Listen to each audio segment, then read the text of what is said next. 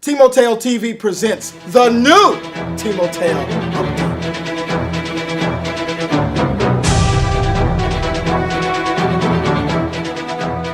This is Timoteo Update, a program which will guide and inform you about the world's greatest flag football league, with expert analysis from Timoteo's greatest minds. With your new host, Eric Moore, Buddy Martinez, and the one and only Chris Law. This is the new Timoteo Update. Welcome to Timoteo TV, mentoring through Sports Network. I am Eric Sugar Moore, and I'm here with Buddy Martinez, Leo Mota, and Chris Lahr. And we're going to talk about last Saturday, man. Wow, those games were amazing. I mean, 65 points, 51, 42. Where was the defense, fellas? Defense Where doesn't was the exist. defense? No, there's no defense in this league anymore. And teams that went 0-2, surprisingly, the Packers 0-2 is amazing. 67. Amazing. That's crazy. You know, I'm a little confused. Buddy is the guru for defense on Timoteo, and lately Gave up over 100 points already. Wow. 2 weeks. Wow. In 2 weeks, more than all of last year. That's ridiculous. You have anything to say? What's our first 3:30 game? Well, with that, let's start with the predictions for the 1 o'clock game. We have the Raiders versus the Lions, and we'll start with Chris. Yeah, I mean, with the exception of really two teams, the league has been really good this year. And the league, the coaching's getting better, the talent's getting better, the games are better. I mean, it was exciting this week when you got there and watching these games going back and forth. There seems to be more and more people coming out to the games, which is real exciting. But I tell you what, we might as well just cancel the rest of the season right now. Because what we saw this past week was the Urban Bowl. I mean, the way the Raiders went at the Cowboys went at each other. I mean, it was down to last second kind of thing. We could have went either way. It was exciting. That's what Timoteo football is all about, and it was a great game. This week, the Raiders, things are looking a little different. The Lions, you know what? Hang in there, guys. Like, this is, we're here for you if you need a shoulder to cry on. But keep pushing forward. They have talent on that team. And they just need to find a way to put it together and look at getting better each week. And that's the biggest thing the Lions need to do. How can they get better each week and build off of what they have? This week I have the Raiders. They're going to win 51-6. I think Rob has a lot of class, and he's not going to pull a donut on these guys. He's going to let them score at least once on their backup. So 51-6 Raiders. Yeah, wow. That's big. I got the Raiders winning this one 55-25. Y'all know, like, 25 is a lot of points for the Lions, but no, you know, when you take your ones out, you're up by 30 points, you know. Yeah, but they actually have twos they can play, whereas Eagles, they only have, like, a couple guys that can go out. So they actually have a full Rob, team. you know, He knows how to build a team. Rob, you know, he's pulling out his gray hairs out after he found out that Ricky was a 1, so he's trying to find out a way, you know, to get his defense together, you know, find out to add an extra 2 in there. So he kind of, like, you know, re-ramps his whole defense around. Plus, the Lions got a new quarterback, you know, and I know they've been practicing the line. They put up 18 points last week. Yeah. I think they might progress just a little more and add an extra touchdown to that. So it'll be, 55-25. Raiders come out on top, though. Gotcha. I mean, I'm going to have to agree with you guys in this game. I mean, the Raiders are clearly the favorite after a brutal loss last week. Josh suffering his first loss in Timoteo history as a quarterback. They get a nice little comeback game here. I mean, what I'm hearing, though, is that Lou is unhappy a little bit with the Raiders. Yeah, a lot. Mm-hmm. He hasn't been getting the ball. I think right now he has 6 catches and 1 touchdown.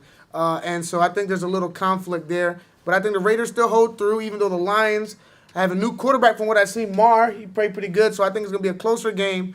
And I got the Raiders winning 40-30. Wow, fellas. Wow. Raiders across the board, huh? Yeah. I mean, hey, they are playing the Lions. Lions factor. Nothing against the Lions. Nope. We love you, Lions. Much love. We Yes, love you another guys. good love, man, yes. We love you guys. Maybe Contract. if your pastor speaks to Coach Leo over there, Forget it. maybe it turn it around. All right, let's go to the next 1 o'clock suits are game. expensive. The boys and the Cardinals, Chris. All right, the Cowboys and the Cards. All right, first of all, I think the Cowboys should change their name this week to the Cowmen because they're men playing among boys. I mean, they got like these dudes, steroid check, right? I mean, these guys are big. I mean, they're out there. It ain't even right. It's not even fair. I don't think there's going to be much competition that can keep up with them this next couple weeks. But this week against the Cardinals, now the Cardinals are a surprise. I mean, I like it. This year, the Cardinals, the Ravens, the Colts, always kind of that mid-range. They've all taken a step up, and they actually look good this year, and I like that. And now the Cards, I was worried. I thought with no RG4, they're going to stink. But they got RG6. You see this dude? Look at the highlights that are going to be coming up later. RG6, pick 6. This dude's doing on offensive and defensive side of the ball. This dude's amazing. I mean, he should be on the Cowboys. But he's not. He's on the Cards, and I think he's going to make it a closer game than it needs to be. But I still think the Cowboys are going to squeak this one out 33-25. The Cards are for real, though. Yeah, the Cowboys are going to win, but I don't think we're going to squeak it out. I think we're going to blow them out. The Cowboys are going to win this one 49-18. I got Randall, now he's playing just middle linebacker. I had him playing quarterback, so it was hard for him to focus on his defense. I know him and, a couple of, the defensive leaders have had a meeting recently, and this week, we're not giving up more than 20 points. Defense will be on point this week. Randall will have more than 5 sacks. He's not playing. He said he's Ray Lewis this week by this league. So Randall will be playing, just middle linebacker, focusing on what he does, defense best. And, my quarterback, Cedric, is going to flat out throw touchdowns. Like, it's easy. Nothing. Quick. Yeah, I don't know if the Cardinals can be stopped from scoring 30 points. I mean, they've been an offensive juggernaut all year. They've even found a new weapon this week, which you got to stop Xavier from getting the ball. And the Cardinals, I mean, they look to be a real good offensive team. The only thing is their defense is going to struggle this week. 30 points is usually good enough to win. But when the Cowboys come out, I mean, I got the Cowboys scoring 60 points in this game. So I got the Cowboys winning 60-32.